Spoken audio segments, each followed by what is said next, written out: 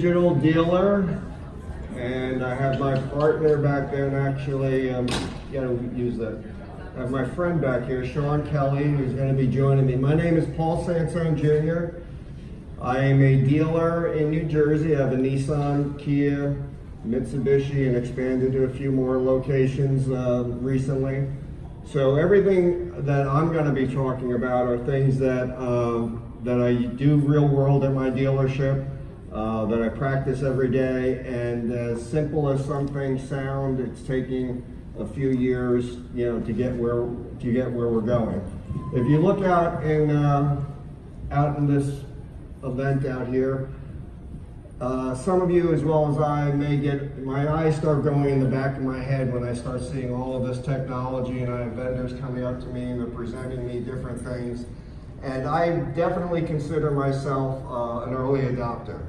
I first off believe that technology is here to stay, and I hope we all believe that. The folks in this room certainly get that. But what's mind-boggling to me as a dealer is that other dealers aren't embracing that concept. That technology is here today. Our customers are more technology savvy than they have been in the past. Our staff is getting more technology savvy as we go. And what I've tried to do is provide technologies for my salesmen for them to sell more cars, because to me that's what it's all about, selling more cars, creating more fan advocates, raving fan advocates. And what I found what was missing in the whole process, and I'm the dealer, the one pounding the pavement, telling them these are the technologies that can help you sell cars, but what I found was missing at my dealership was an ongoing coaching program, and that's how Sean Kelley and I met, and how that has basically taken the technologies that we may feel we need, and you may be out here buying a few widgets, but how I've wrapped it around the coaching and the training to make it more effective at my store. Do I have to do this disclaimer, or is that you? No, you don't have to do this. I don't have to do that disclaimer? No disclaimer is necessary.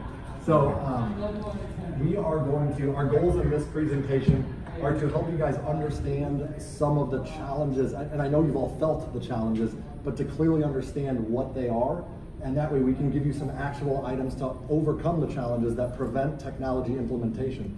Like Paul said, if the technology is going to keep coming and it's going to be integral to your dealership's success, it's absolutely critical that we as a dealer community get very good at implementing the technology tools. So that's what this is all about. And to do so, we're going to discuss how we have created a situation at his dealership where there's extreme buy-in around the grassroots sales technology, things like CRM utilization, video, and Tier 4 marketing. There isn't one piece of technology that's out here that won't be effective with better utilization. Every marketing person that you talk to is basically going to tell you that they can drive the traffic if the process was better at the dealership. Every CRM vendor you talk to says the same thing. Their product could be more effective if it was utilized better at the dealership. Sean has helped me take technologies that I've created for my dealership and make them robust and more effective. And again, remember, I'm the one that created these things for my staff to sell more cars, but I really needed an outside person to help me wrap it all together and make it work. Awesome. So we're going to help you guys today create a coaching culture that will drive that implementation of the technology you're investing in. And that way, whatever tools and widgets you do take home, you'll be able to get greater utilization. And these are actionable items you'll be able to do inside your store. You don't necessarily even need a third-party coach if you don't want one. Now, I do want to give you guys a quick line of sight to how we all ended up in this room together, just so you have some perspective. It's really important to understand that.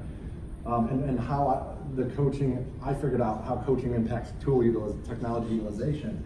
So I was in the Army, got out of the Army, ended up at a dealership, became a used car manager because I'd studied leadership a lot, and it helped me move up. I became a general sales manager, and as a general sales manager, I was kind of frustrated. I was always just trying to sell, and yell to get my guys and gals to use the tools I want them to use.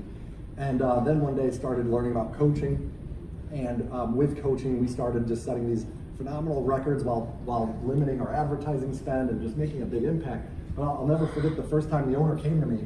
He's like, Sean, We spent $90,000 on phone training this year, and I spent the whole weekend listening to calls. Why is your store the only one using the scripts? And I said, it's the coaching. It hit me right then and there. He came back a month later. He said, we have this amazing CRM. We're giving Drive-Centric the best CRM on the market to every salesperson we have. They can shoot personalized video. There's AI and all this stuff. He's like, why is your dealership the only one using videos? Like, I don't get it. And I said, it's the coaching. And the light bulb went off, and I was like, there's all these amazing tools and all this amazing metrics and data. But CRMs need metrics and data, right? People need coaching, and the coaching is what helped get the buy-in and create the results. So I realized I had a passion for coaching, so I started coaching Drive-Centric. They're in the back. They're my very first coaching client. They're amazing people. They actually, we had such good results there that when I replaced my income as general sales manager, which by the way I spent a year doing that on my Tuesday off, I left the showroom floor. My team that I built, that I loved, I had almost zero turnover, and I became the Chief Business Development Officer for Drive-Centric as a result of our coaching together. Then I sold Mr. Sansone, so I was introduced to Paul. You didn't sell me. Oh, I closed it. Took his head off. It was a high grosser. I hate being sold. I mean, I saw the value, and you were I selling. built massive value. So now you had a sales trainer, right? Yes, I did. And still do. Yes, I did. And he was the one who introduced us. Yes. So sales trainer introduced me to Jonathan Dawson, great guy. Introduced me to Paul. I went and saw Paul, demoed them Drive-Centric. They got Drive-Centric. So over the next year, me working with I Drive-Centric. got sold again. I got sold again. I'm easy. I'm easy. Lay down. Total lay down. So after working with Drive-Centric, and they knew full intent, I wanted to bring, I'm on a mission to bring coaching to the car business, all right? It's no different than, I didn't know what coaching was. The first time I was like, wait a minute, is that when you like yell at one person instead of everyone? What really is coaching? So I started the coaching practice, and I visited Paul, and Paul said, that morning when I came to see you, what did you say? It was so funny. I said, you ain't an effing coach. You're a trainer. Stop this coaching crap. You're not an effing coach. You're a trainer. What's the difference? And to be honest with you, really what I found, and this is true, and I'm not going to knock the training industry, but when you have a trainer that comes to your dealership, I'm sure they can get the team very excited, very motivated, process, meet, greet, qualify, whatever you're talking about. Unfortunately, they leave, and what's left behind is basically what was there before. So there is difficulty in retention of just that training. So many trainers have come out with video series and other ways in which to engage their clients or to help their clients. And I have those series, and as I said, I'm a Jonathan Dawson client. But unfortunately, I think if you have videos in your store, you'll find they're not utilized the way they're supposed to be. You almost have to force them to go watch the videos. While the content is great, I didn't feel there was a lasting connection there. The difference really with coaching is, when I talk to my salesman, if I said, hey, look, we're gonna go training, we're gonna have a training class. I don't know how many of you want to go to a training class? Probably nobody. But I can honestly tell you, when I walk into my dealership and Sean is around, they want to go in for coaching. The difference of training is that you're telling somebody what to do, where coaching is you're helping pull out of them what they need to do. And I actually, really, as a dealer up until this year, I never really noticed the difference between the two, and really was very serious when I said, you ain't a freaking coach or a trainer. What's the difference? And that in a nutshell is what it is. And as me being a dealer that understands the value of technology, and I just want to say this, I am all about selling cars. To me, it's all about selling cars and making money, serving my community, doing it right. Those are all basic principles of what I do. So this whole conversation should be about the end result is that we want to all sell more cars, make more money, and serve our community. Now, we're the synergy, right? Mm-hmm. Tell them about your vision and the challenges in your market. Well, first off, the challenges in my market. Does anybody have an idea what 155% means? This statistic is the turnover for the average Nissan dealer in the Northeast region. Is there one person that could come up with anything positive that happens with 155% turnover? Zero. You can't get owner retention. I actually went on a mission to fix this, because the ills of the car industry, the major ills of the car industry, which the dealers are attracted to, we keep talking about margin compression, a cool word for gross to suck. So margin compression is the new buzzword. The cost of marketing, advertising dollars, it's up to $650 or more per retail sale. Owner retention, all buzzwords, very low. Return on sales for the dealer. You want to get the dealer's attention in the Northeast. Again, with Nissan, it's under 1% in the Northeast. Return on sales. That is 1/3 of what it was several years ago. So for me, I wanted to try to attack one problem which would positively influence those other four. And if you think about it, that is my vision. So I focused on sales turnover as my one thing that I wanted to make perfect at my dealership, and I'm down to about 25% sales turnover. And what we're going to talk about is how I did that. But to me, this business is all this technology, all this cyber, everything, it still gets down to one thing. Is my handshake better than your handshake? If you have an interaction at my dealership and my handshake is better than yours, I'm going to win. Now that handshake may be a virtual handshake. The way the business is right now, that handshake doesn't necessarily happen, on the showroom floor anymore. That handshake, is happening, or that greeting. When I say that handshake, I mean that interaction with the customer is actually happening virtually. Most of the times it's happening virtually. So how do you make that interaction more valuable to the consumer? How do you make it friendlier, engaging, etc.? So I don't know how many old dogs are around here, but we used to have this thing called the point. Anybody have the point at your dealership? The point was where salesmen, younger people, my kids don't even know what this means, the point. The point was where you had all the salesmen would be standing out front, most likely smoking cigarettes and scaring people away. But the fact is, the point was where all the salesmen went to greet the customer. Now, that actually made sense 10, 15 years ago, because that's where all the customers were. I mean, I'm a very keep it simple, basic kind of guy. That is where all of the customers came to our dealerships. Maybe it's 20 years ago now, but that's where you got to get your best salesmen to interact with the consumer, because that's where they were. They were on your lot. The up bus isn't here anymore. The point isn't there anymore. It got washed away in Hurricane Sandy. It's just not there anymore. The fact is, everybody that is sending leads to you, every marketer, the number one complaint at your store is we're not driving traffic. Nobody's driving floor traffic. We're driving leads. So how I went to attack my sales turnover, to be honest with you, is help them make more money. I don't want to give them more money. I need to help them make more money, earn more money. And the way I'm doing that is equipping them to handle today's customer. So now if the lot traffic isn't there anymore and everybody's coming in virtually, why have this segment? You guys are all the BDC over here handling every lead. What is this group doing? So I went at this and I actually stumbled on it. I onboard everybody now through my BDC. You talk about a culture of technology. Everybody at my dealership, and it started with my oldest son, who now runs my Kia showroom. And if there's one thing I can say for a dealer, this has nothing to do with anything, that is the best thing I've ever done in the car business, was onboard everybody through the BDC. My oldest son's out of college. I had 9 people in my BDC. He's 22 years old. Dad, where do we start? We're having BDC training. He comes in, does all the BDC training. After 90 days, he knows the CRM inside and out. He knows how to handle internet leads. He knows how to handle phone calls, knows how to handle objections because he's handling them robo-dial. He knows that the phone's his friend and not the enemy. He walks out on the floor, makes $100,000 a year as a 22-year-old kid selling cars.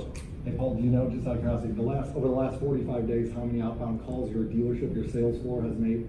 No, I don't know. 38,000. 38,000. I have a culture. We talk about this technology world. The phone is your friend. Anyway, so then I have a 50-year-old friend of mine. whatever midlife crisis he's going through. Said, Paul, I'll drive for you. I'll do anything. I just got to get out of what I'm currently doing. I said, you're not going to drive. I do the same process with a 50-year-old guy that never knew of Facebook, had a flip phone. He was never online. You know, the point and click, this is still the way I type it. That's basically this guy. That guy sold 420 cars for me last year, and this is 3 years later. Sold 420 cars for me last year and was the second highest paid employee. The guy, my vice president, is the only guy in my company, other than me and him, that made more money. This guy, that's how good he's been. And I said, man, so in time, I've been able to shrink my BDC from 9 people to 3, a manager plus 3. I've onboarded everybody through the BDC, and you don't get on my floor, and that was my introduction to technology.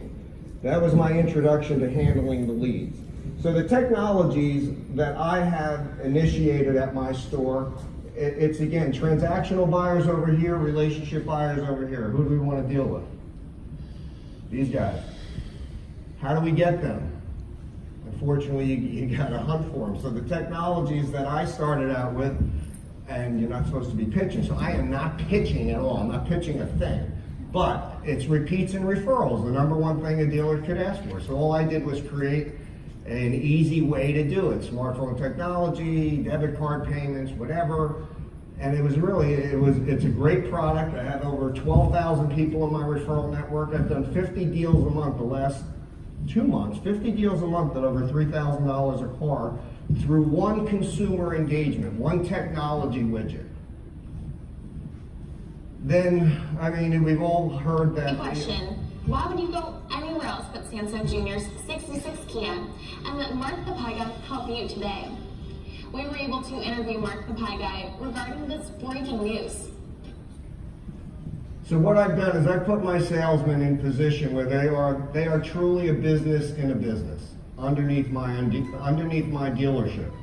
With the whole premise, and these are the technologies that I've brought to my dealership that Sean has helped me implement. Again, I'm the guy that created this, but I still wasn't able to get it going at my dealership full force like it is now without the coaching. But I've created marketing engines at my dealership underneath my dealership's umbrella. You talked about the vision. My vision is for my average salesman to sell 20 cars a month. My vision is my average salesman earn $100,000 a year. That is my personal vision for my staff. They're actually pretty close. They're at 18 and 80,000 and change is the average. And again, for very selfish reasons. Not that I want to give you more money. I just know that I'll be able to keep a more qualified person if you earn more money. So that's why I'm providing these technologies, which are websites, which are we actually do Facebook advertising. And this video here, when you create a culture of self-generation, you get people investing in this self. That guy, Mark the Pie Guy, it sounded like the stupidest brand I know. All I know is that people walking in asking for the Pie Guy. The fact is, he invested in that himself. Buying a car from him is as easy as apple pie. That's how he got it. All right. If you want to own it, go for it. The only thing I could tell you is I was not able to get the full interaction that I've been able to get today without the support of a trainer. And in all fairness to my salesmen and managers, I know you're going to touch on this. There's so many things a desk manager has to do. I don't know if any of you are desk managers. There's so many things a guy has to do during a day. CSI, desking the deals, CIT, CODs. I mean, it's endless. Customers, don't forget the heat case. Oh, and the customers, you gotta take care of customers. So I don't really blame my people for not being the best coaches in the world. So challenges that Paul the reason, I mean, he had these amazing tools. Would you guys agree? Pretty amazing forward-thinking stuff, right? He's been doing that stuff for 5 years. But you can have the best tools in the world. It's the same thing when I was a special operations sergeant, right? I had an M249 saw. If you don't know how to load it and squeeze the trigger and turn the safety off and all that, then it's just a big paperweight. So some of the challenges dealers face. Does this guy look like a special ops guy? I mean, he just looks so like muscle. Yeah, that doesn't go with me. Anyway, I still have to see that uniform. Yeah, I'll throw it. So different layers in the organization. Now, working with a lot of different tech companies in the auto space, Drive Centric, iRecon Cars. They have the same frustrations our dealers do. For instance, they were telling me, I was coaching them a couple weeks ago, and they were telling me about how, yeah, sometimes a dealer will, like the decision maker, the GM or dealer will buy the tool and not roll it out or explain to the rest of the team. And then the rest of the team looks at it like, oh, just more stuff for me to do that I don't have time for. And then other times the frontline staff will buy something and choose to do it. And then the GM isn't quite even sure what that is. And they 2 months in, they get the invoice like, what's this expense? Cancel that, right? And then the sales team who was bought in maybe loses their interest. And as a result, the next time you get a tool, they're thinking, how long is this gonna be here, right? So different layers in your organization, adopting at different levels is a big challenge for technology implementation. Everyone say it with me. Oh, cute puppy. Anyway, it's the lack of training is a big challenge as well, because if the training is a challenge. Software companies, I love them, but at the end of the day, can they communicate with the car gal, right? Do they speak the same language? Communication is one of the 4 pillars of an extremely strong culture of a dealership. If our vendors have challenge communicating, that's an issue. Another thing too, if managers don't receive the same training, then how can they possibly transfer those skills to their team? Paul had a manager, great guy, hard-working manager, dusting deals, call more people. But using the tools, the tier 4 marketing, the social media, he wasn't about that. He didn't know, so he couldn't train his team. And since he didn't know how to do it, he had a challenge holding his people accountable to it. So we had to get leaders involved. Another is lack of coaching. Most people, and I didn't as well, so I was guilty of this too, don't really understand what coaching really is. But think about this, does every pro athlete not have a coach on the sideline helping them point out blind spots when they're carrying the ball wrong, right? We all need that coach in our lives. I've had the same one for 6 years now, and I wouldn't be doing what I'm doing without that. There's no question. So lack of coaching, turnover, 155% turnover. I don't care how good the training is at that point. You know, in a year, if 155% of your people have gone away, so has any training they've received.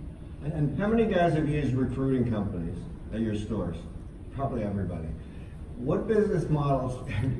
I go off graph a little bit. What business model? They live on their own failure. They hire a group of people, they don't stick around, and you got to call them up for some more people. Wouldn't it be nice if they all were rewarded for retention, as opposed to be rewarded for high turnover? I mean, it's just mind-boggling to me. But that's what coaching, you know, that's what we're talking about, a culture of coaching versus training. We're talking about a culture of retention versus high turnover. We're really talking about a culture of bringing technologies in and allowing people to use them to their benefit. But you know, there's just some things that common sense, the training that's going on now today really has to be more focused to coaching. For me as a dealer, because I don't want it to be an expense. I don't look at the coaching as an expense. I look at it as an investment. And every dollar that your dealer's paying for every widget that you want to buy will just be that an expense unless it's utilized effectively. And Paul mentioned it earlier, you know, managers are bombarded 75 different ways as soon as they hit the store. So at the end of the day, there's almost, you know, for them to constantly, how do they manage that? How do they really own their day and get their arms around it to where these best practices to what does it really take to implement a tool at your store?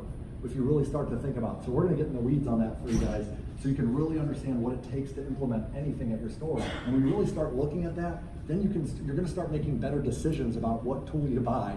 And then you're gonna see the big picture on who plays a part in that. Because this, my friends, creates a massive challenge. And comfort zones, right? We've got our veterans and we hold them to different standards than, because he sells 30 cars a month, so I can't hold him accountable, you know, and then he doesn't want to stretch his comfort zone, right? So comfort zones are a challenge and we get used to being in our habits. And then I hear this one all the time, it's hard to find good people. Has anyone said that or felt that way in here? I hope not. And it's okay if you do feel that way, it's okay. All that means is we just need to help you get better at making good people. It's not about finding them, okay? It's about building them. You have them. They're right there at your dealership. I promise you. They just need. So I believe that onboarding is like your foundation, okay? And then the house itself is the training. And then after that, what happens though? After a salesman gets, or a BDC agent or a manager, they reach a certain level and they plateau out, right? They're good enough, so we don't mess with them. We focus on the underperformers. But how do we take a top performer or the middle of the road, the person who has plateaued off? Why did they stop growing? Because they don't need training anymore, they need coaching. So I'll tell you what he did with the guy that I talked about that sold 420 cars. Because this guy wanted to sell, 500 cars. Like, how can I do more? He actually, and I said, look, I want to just put this in a bottle. Because it's not that he's brighter than anyone else. It's not that he's got the personality beyond belief. The guy works harder, but he has a plan. So actually, I said, you got to do me a favor. Really sit down with him and dissect what this guy does. He basically went, from 8 o'clock in the morning, he did a whole time management of what this guy does every day, and really identified that this was his plan every day when he came into the dealership. But really, me as the dealer, I'm sitting there saying, how's this guy selling so many cars? I really want to know, because I want to get this guy to sell that many cars or half as many cars. And the fact is, he identified through a good conversation of coaching what this guy does every day and what his plan was every day. And we're sharing that with other people. And it's other guys are saying, well, I don't want to do this, but I will do that. So we shared a bunch of the challenges. How many of you guys have felt some of those? One of them, all of them, many of them. Okay. So this is a real thing. What else? What other challenges didn't I put up there? Can you guys think of any? And if you do, that'd be great. I'd love to hear any others. Lori, right? You mentioned getting the buy-in was one of the reasons you were here, right? So we'll definitely touch on that. Hey, they just don't buy in, right? How can we get them to want? But even though I've talked about a few technologies that I created for my store, every one of us, whether it be Auto Alert, your CRM, V-Auto, I mean, technology is everywhere. And that's where you have to take this and say, okay, how can I take this coaching philosophy to get better utilization of these other technologies? Now, what do you guys believe? Let me ask you, what is the highest form of communication? How do you know for sure that you got your point across when you're communicating with someone? Asking, okay. What did you say? Their eyes. Their eyes, okay. So if they're like looking at Their you. body. Okay, body language? Have them demonstrated back to you. Demonstrated back to you, so they show you that they can do it. What else? Is there anything higher than that? What are you thinking? When they can teach it to somebody else. Okay. You guys are all over the map, and it's great. I love this. That means I know this is going to be a value add. Okay. That's part of what coaching is that I believe that everyone has 97% of the puzzle pieces they need to get the job done, but it's the 3% that you're missing that's costing them, that's preventing them from taking action or implementation. So the first level of communication is I'm talking, but hear me, then, right, nothing's going to happen. Safe to say.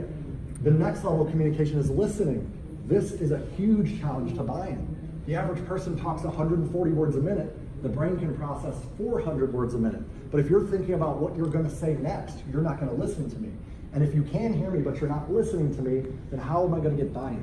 And why wouldn't a salesperson or an employee of ours listen to us when we're communicating with them? Why wouldn't they? Maybe it's our approach. Ever thought about it? Okay. Maybe they're used to just telling, yelling, and selling. They don't have to listen. They can just sit there and nod their head and then think about what they're going to have for lunch. And then when we're done yelling, telling, and selling, they just kind of walk off, right?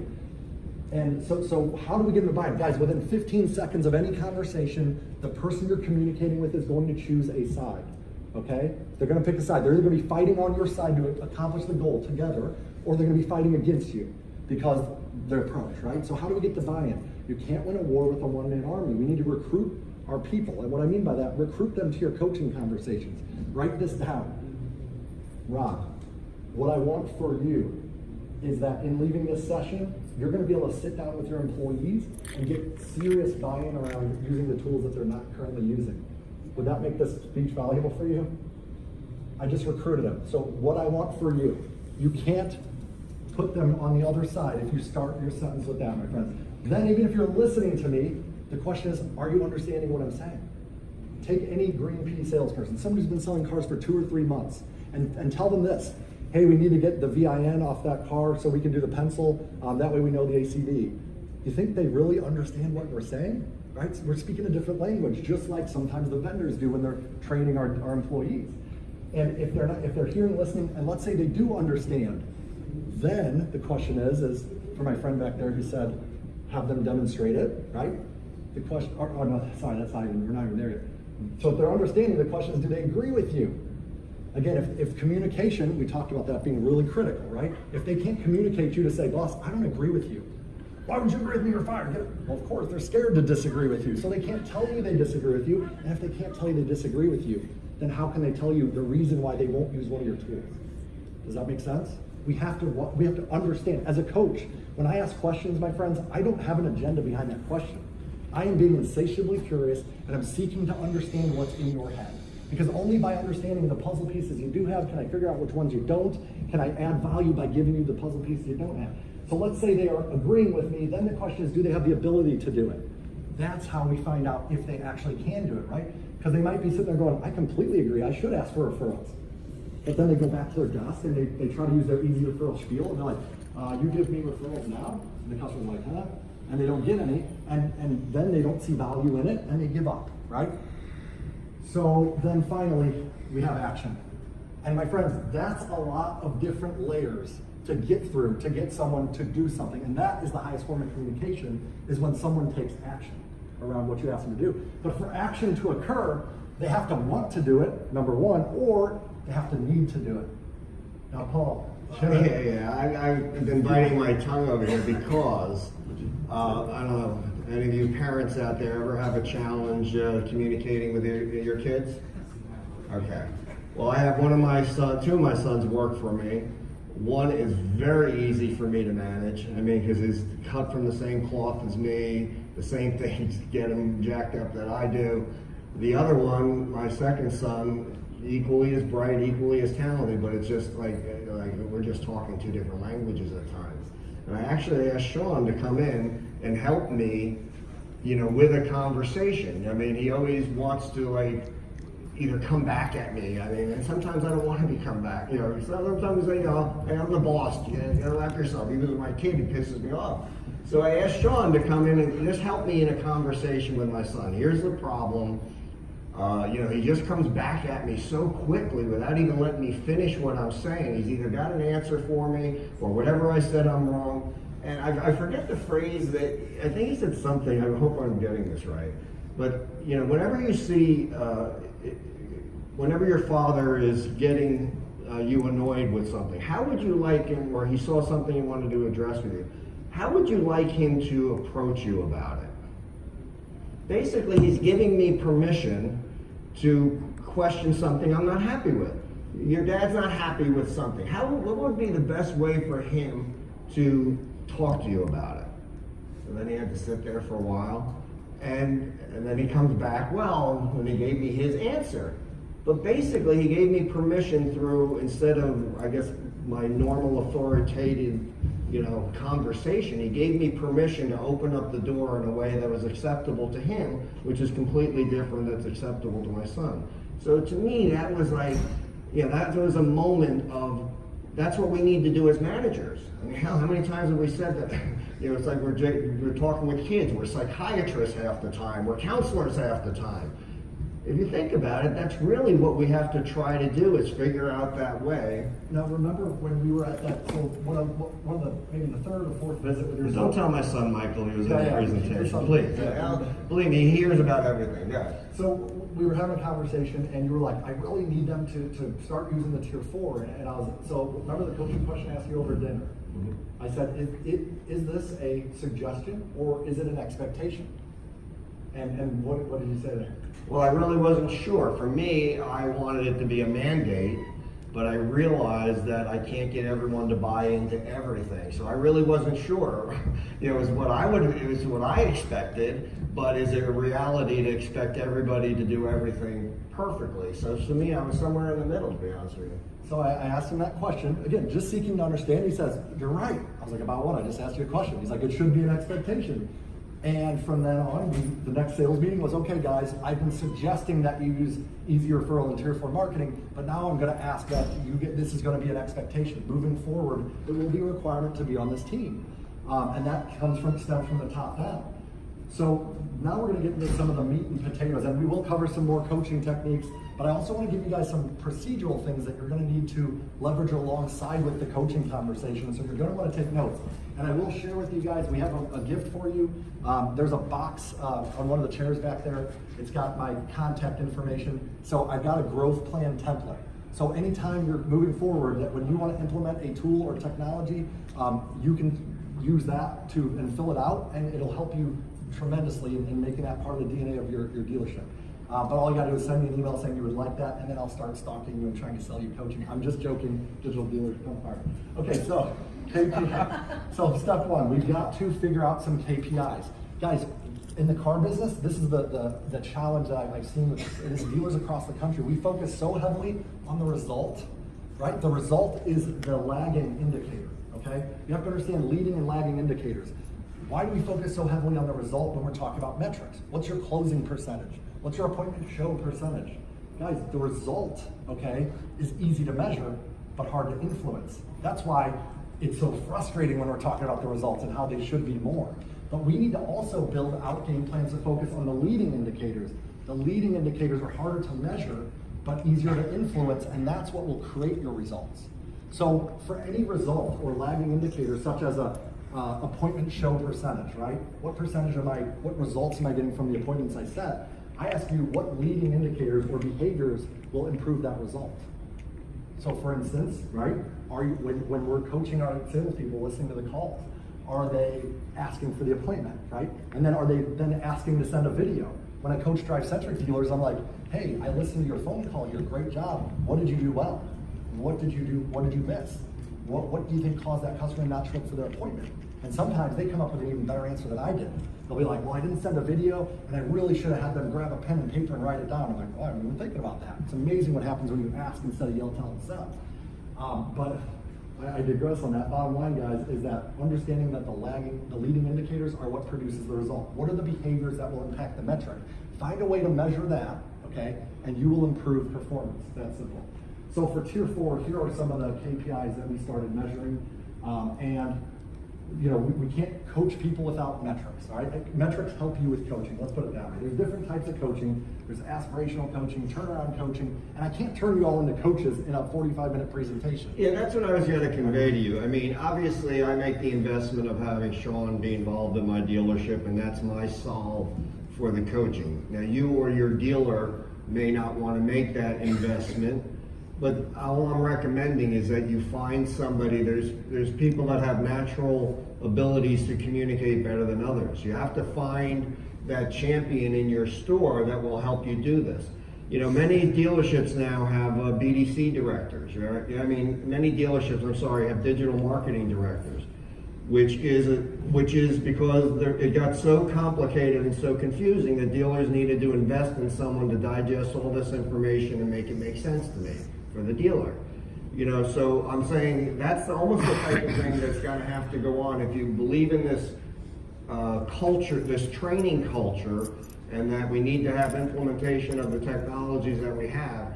If you don't invest in a trainer or a coach, I think you need to at least seek somebody in-house that can be that person. It might be your BDC director. It might be the general sales manager. Why did you choose Chris? So one of his managers, he chose as their champion. So he's got the coach. He's got an internal champion and coach as well. So why did you choose him? His passion, to be honest with you. This is a video he sends out to all the employees that are using the tool regularly, in addition to having one-on-ones and going over the We just scorecard. finished Halloween, snap of the fingers, Thanksgiving's gonna be here, and then Christmas. So I just wanna congratulate everybody. You're doing a really good job, man. People who are reaching out to me, I really appreciate it. I'm doing a couple things here for our salespeople. I'm actually at Windsor Nissan today. I'll be. But what he does, he first off, he believes in it. He loves it. He loves communicating the message. This is my BDC director. That's basically, taking on the responsibility of championing the learning curve for the other salesmen. And we're using our videos, our internal videos, as his way of communicating to our staff. But basically, that's why I chose him. He had the aptitude for it, and he had the passion for it, and you can see, I think he's got a friendly way of communicating a message. I think those are great criteria for looking. Also, we need to understand who does what by when, right? A lot of times we're like, okay, make it happen. Use the tool, use the technology. But again, who's involved and when should we start? And let me tell you how complicated these plans can get. So we started just last month. We built out, you've been wanting to you have a couple of Hispanic salespeople, you've been wanting to get involved in the community, right? but he's been trying for how long? I've been trying for a long time to get this one initiative resolved, and I have two very, very good Hispanic salespeople, but can never get them, gathered up into a game plan. And Sean, that's helped me do it. So for every action that needs to happen, right? That's the what. Who's involved? And as you see, look, drive-centric, mining Hispanic, mining customers. So Mel and Annie have to create the salespeople that are doing this, have to create a names list. Then they have to get the BDC to download the list out of the CRM. Then Jess, the marketing person, has to create a mail, email, e-blast campaign. And then Melissa has to then answer the calls, right? So these are the people involved with that one task, right? Think about how complicated. And then how much does it cost? What's the investment? When are we going to start? What are the KPIs? What are we going to measure? What are we trying to accomplish by doing this activity? And then when is that going to be completed by? So all these things get scheduled and baked into a routine, and as their coach, I'm their accountability buddy, and I follow up with them and make sure that these things are happening, right? The only thing I could say with that, because it's confusing to me, it's written, it's processed, and followed up on. Who does what by when? That's simple. Then we have alignment to the direction of the company. Okay, guys, one of the 4 pillars of this dealership is, does everyone know where the bus is going, and are they excited to be on that bus? So one of the challenges was the management buy-in, right? So we got, now John, tell them a little bit about John Crooks real quick. Well, first off, worst name in the car business, John Crooks. Crooks. Imagine paging Mr. Crooks. Mr. Crooks, you're showing Mr. Crooks. So worst name in the car business. But when I say very aggressive, great guy, but ADD like many of our staff have in this position. And he was more of a teller, definitely more of a teller, and not somebody that I felt could certainly champion coaching, for sure. He needed the coaching, which is basically what Sean did, but the fact is that he embraced the concept that if you're gonna lead, he wanted to be a leader more than anything else, just didn't have the direction to get there. But he embraced the concept, if you're gonna lead, you gotta lead by example. And Sean basically was able to help him go down that path. Guys, what motivates someone most? Think about that for a second. What really motivates someone? Is it money? What motivates someone most is what they want most. So I know as a coach, and this is every manager in here can do this, sit down with every player on our team and say, hey, what would success look like for you if everything went your way 2 years from now? What would success look like? What would work be like? Where would you be here? How much would you be making? Would you have more family time? If you can connect the dots on what you need them to do with what they want most, then they will do it, because now you're inspiring the motivation. So after finding out what John Crooks would do anything for this man. He has extreme loyalty to Mr. Sansone, and what he wants most is to show him, is to be his right-hand man. So in every conversation, I would ask him, hey, John, how important is, in your opinion, how important is the Tier 4 marketing to Mr. Sansone? And he's like, so important. It's like he cares about that so much. And I'm like, okay. And by the way, again, I know the answer, but I'm asking him to see what puzzle pieces he had. I'm not trying to lead him down a path. I'm just asking. He says it's critical. I said, As opposed to, why aren't you doing the Tier 4 marketing? I mean, that's the difference. why aren't you? Then you're inviting him to an excuse party, right? So instead I said, so what would it mean? What I want for you, John, I'm recruiting into the conversation to get the buy-in. What I want for you is to make sure you're Paul Sansone Jr.'s right-hand man long term. So I want to help you accomplish that. Is now a good time to discuss some ways we can do it? He's like, yeah, absolutely. Well, he's making Tier 4 marketing an expectation. So it's going to be a requirement. And for you to be a leader, the leader you want to be, you got to lead by example. So are you open to creating an action plan to do it? And as a result, since then, he's been consistently going live on Facebook. He's been doing all the things that are part of Tier 4 marketing. It's been very impactful. The training, guys, leverage your vendors. They're under, I would say we underutilize our vendors. They are busy. They can't sustain the level of training that is required to keep up with 155% turnover. They just can't. No vendor can. So don't get mad at them if that's a challenge at your store. But at the end of the day, have that champion and make the coaching and the training part of that champion's routine. Okay? This is a manager's time management list here. After doing, we were talking about Gavin Gadd, his 35 to 40 car salesman. When you the first thing you do if you take over a used car dealership would be take inventory, right? Which cars do I have equity in? Which ones am I underwater in? Guys, our most precious resource is what? Time. That's our most precious resource. So when was the last time you took inventory of all the activities and actions you do every day to figure out, hey, this is profitable action and this isn't? This is not, this activity is costing me money. I have water in this activity. So take an activity inventory before you roll out, create the game plan like we talked about, right? Who does what by when, who's gonna be involved, and then take an inventory of your current activities and find out if you can even fit this new routine, this new tool into your routine. Because if you can't fit the activities into your routine and your managers can't, then how can you get this tool to work? You're setting yourself up for failure. By taking an inventory of it, now you have the power to delete things and replace them with this new tool you want to implement. Does that make sense? Any questions on that, guys? Well, the other thing that just happened recently, I had a manager of one of my stores go down with a heart condition. And because we spent the time actually basically plotting out his day, what do you have to do every day as a GSM? But really took the time to see what time is being spent on each task. And we all know that some of it's a bit of an ad lib, but by taking the time and plotting it down, he had to go out, unexpectedly for a few weeks. We were just able to take, all right, here's his tasks. Who else can take on this task? Who else can take on this task?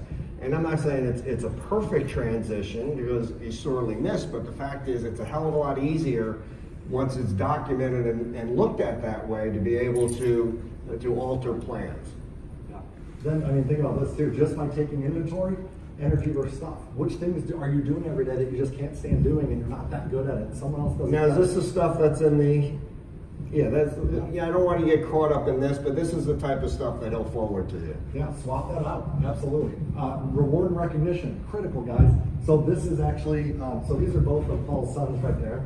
PS3, yeah. There's the tough one, the guy that's the easy one, the tough one over there. So this was posted April 7th, and why was that posted? Because we had a record Kia sales gross profit month. So really, this is on my son's initiative. He just took everybody to the city and limo in the city, day in the city, and they just, I can't tell you, I don't know what it cost yet, but I can only tell you that my son doesn't get it cheap. But the only thing I can tell you is the reaction from the employees afterwards was unbelievable.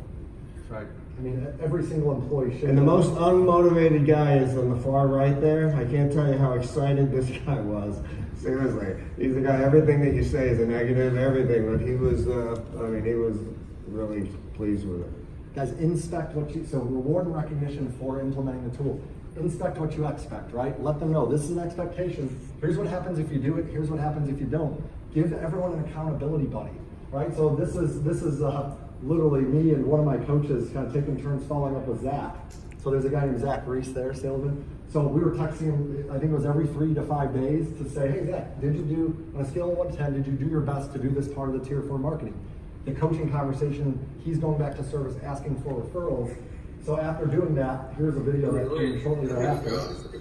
Very late. And Zach just sold his last car for the month. Sam killed it. How many cars did you? It's number 20 for the month. 20 for the month. Awesome. So this month is He used to set goals of 8. We're trying to do 22. Yeah, that's a huge improvement for this guy. His goals used to be 8. Coaching motivates the heck out of people. What you're looking at here is, this is a list of all the coaching conversations. His managers are now having about 40 to 50. Think about this, a desk manager who's at a top producing store in the region. Desk managers are having 40 to 50 coaching conversations a month with their employees. I think that deserves a round of applause. I'm going to say one other thing. I walk into the dealership. Normally it's the dealer saying, I walk into the dealership. I see some salesmen. I see service writers. I see a technician. And I see some managers in a room. And I'm like, oh, I didn't call the meeting. What's going on? Well, we were having some problems with communication between sales and service. So we thought we should get everybody together. That would have never happened. Seriously, I was impressed. I was like, okay, and I left. The first time I didn't have something to say, I just walked out. I was like, okay, you guys took the initiative to do it, but that's the kind of stuff. I mean, for me as a dealer, is exciting to see people figure out some of their own processes or figuring out how to solve some of their own problems and be involved in the solution. How many are your dealer principal? Raise your hand. Desk managers, raise your hand. BDC managers. Okay. All right, so you guys deserve that same freedom. I'm going to throw one question out there for you. When a salesman's coming to you, and I coached a drive-centric person on this not too long ago. When they're coming to you and ask you to solve their problems, and you're like, you should know this by now. Just ask them this coaching question instead. Mr. Salesperson, you're a lot closer to this problem than I am, and I trust your judgment. So in your opinion, what's the best way to handle this?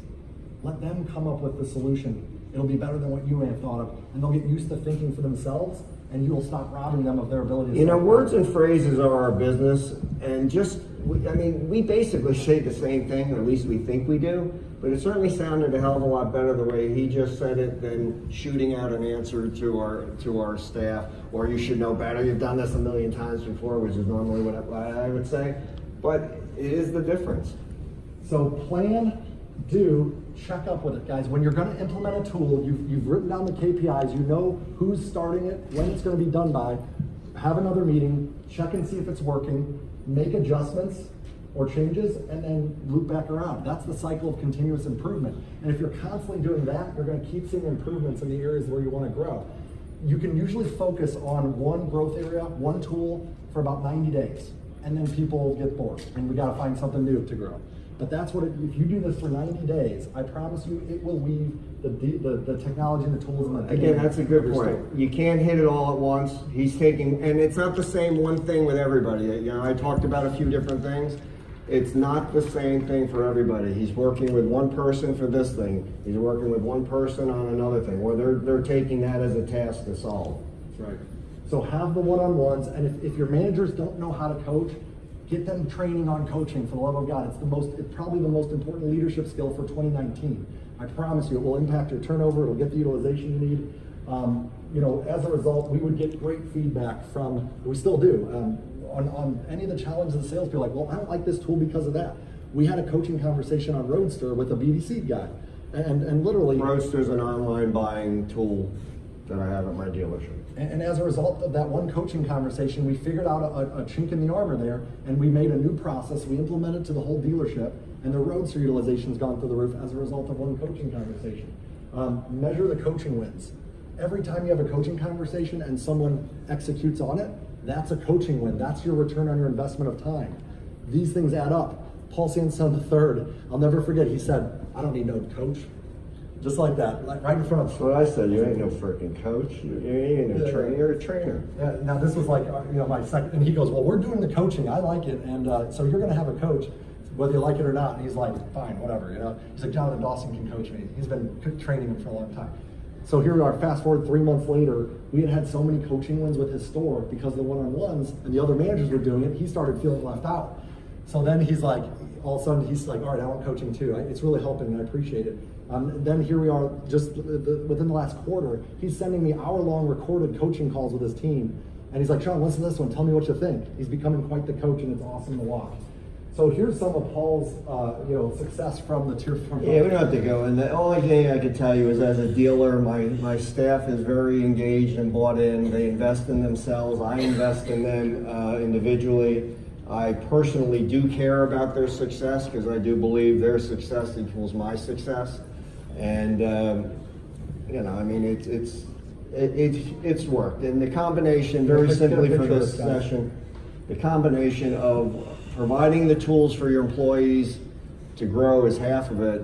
I think really putting the attention and effort on providing the training / coaching to implement it, I think is just as important, if not more important, than buying the widget. So. Okay. Everyone get a picture of this? This is kind of the step-by-step, you know, if you can check all these boxes and do it well, your tool implementation will go through the roof. It doesn't matter if it's CRM, if it's video, if it's Tier 4 marketing, it will go through the roof. It'll make a big impact for you. Now, I want to turn over to you guys. Also, you can email me there. You can also grab, I got those cool phone kickstands in the back. You can grab those, but let me give, what questions, there's a box. Do you guys see the box on the floor? Okay, there's the box. So if you want to get my contact, I'll send you the growth plan template. So what questions you guys have about coaching tool implementation? How many of you guys received some value from this presentation? Some different ways to look at it. Awesome, man. Very, very important. So what are some of your big takeaways and what questions do you have? Go ahead. How much of your coaching is one-on-one versus small group versus the whole team? Great question. I'd say it's probably 15% group, and then probably the rest is 85%. I'll tell you the thing that I said, he does virtual phone and text.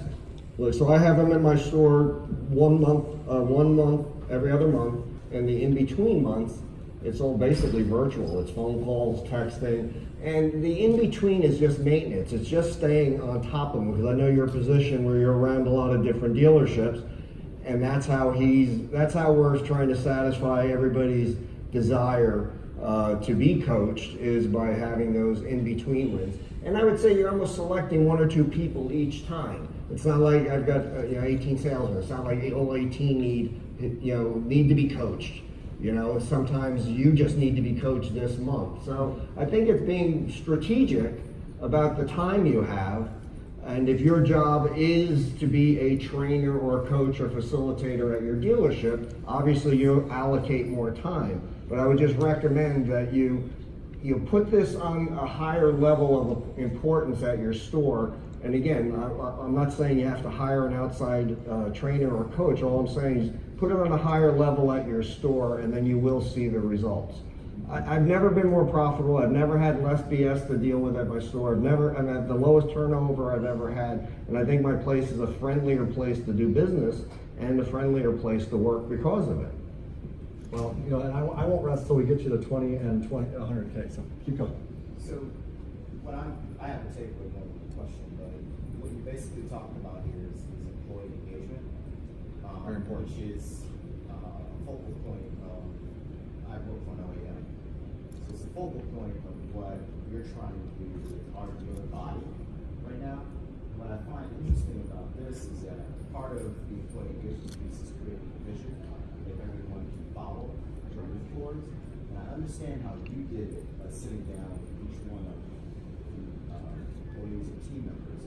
I'm curious as to how you did it in terms of trying to announce what you were going to do, what the strategy was. I'll be honest with you, I think really persistence. I really just kept thinking there's something more. I really started with Easy Referral Network. It wasn't enough to move the needle at my dealership. It was a technology. Because again, I want to get the relationship buyers. So how do you get relationship buyers? Ask for referrals. All right, I tried to get it solved. That wasn't enough. Then it was the websites. Because my salesmen, I have like 15 brand advocates of themselves branded underneath, and it's driven my business to be more successful because each one of them are making more money. And, so to me, it was a vision of what could be better. And we talked about how do you, there's a salesman. I've created actual professionals in a very short period of time by doing the BDC boot camp. If there's one thing, forget about the technology, forget about the training. If there's one thing you go back to your dealership and you try to figure out if it's at all possible to implement, is the BDC boot camp.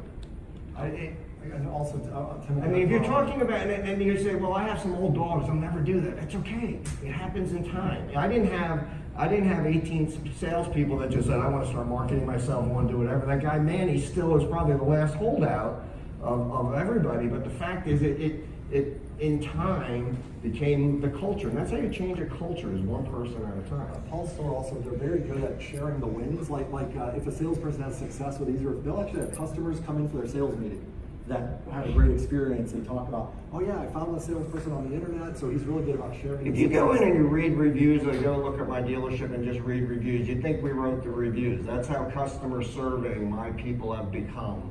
Really serving. That's what I really think in my head, and that's a culture. That's just the way I am, but that's a culture you create at a store, and that's how you get the buy-in. Eventually, people that don't have the same culture will eventually filter out somewhere along the line.